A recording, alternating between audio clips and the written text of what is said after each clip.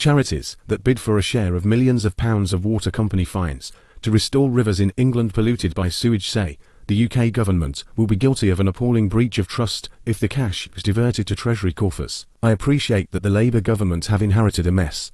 I am a Labour supporter myself, but I think this is a really deeply appalling decision for a Labour government given the promises they made, and it is a really worrying indication of where we are headed, said Catherine Sawes, Chief Executive of the Nene Rivers Trust.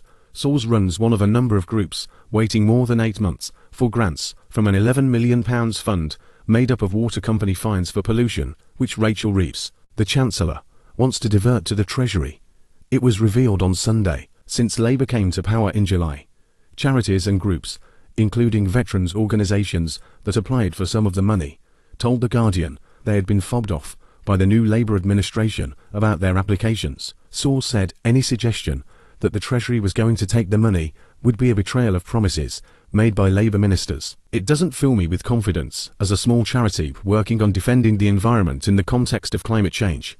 To have a promise of help reneged upon is really heartbreaking. The Water Restoration Fund was introduced by the Conservative government as a way of ensuring that polluting water companies paid for the environmental damage they had caused.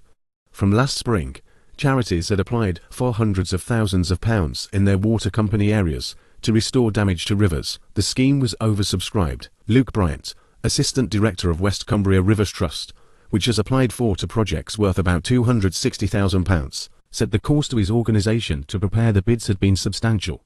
This is a small amount of money for the Treasury. It has not been raised from taxpayers. It has come from fines for environmental damage water companies have caused.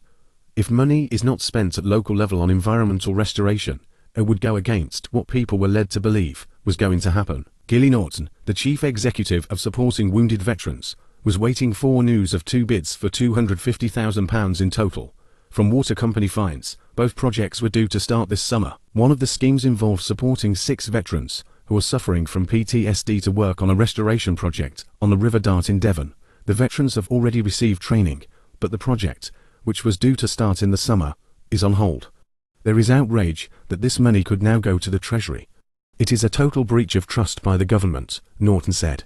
The increasing likelihood that the Treasury will take the £11 million is raising concerns that hundreds of millions of pounds in new fines will also be diverted to the Chancellor.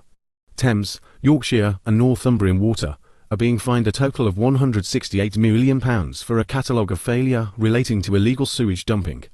These fines are expected to be the first of many as discharges reach record levels. Richard Benwell, the Chief Executive of Wildlife and Countryside Link, a coalition of environmental groups, said the government must respect the polluter pays principle and guarantee that future fines from river polluters would be ring-fenced and paid directly to environmental restoration projects. Martha Meek, Director of the River Waveney Trust, which made a joint bid for a £144,000 grant with the Broad Trust, including funding for citizen science water quality testing, said, "Water company fines need to be directed to the catchments they relate to if we all stand a chance of securing a better future for our rivers.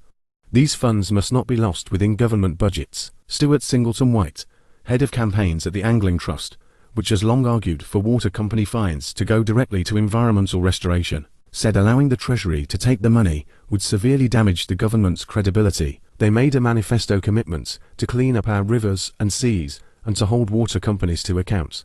"We call on this Labour government not to make such a foolish decision.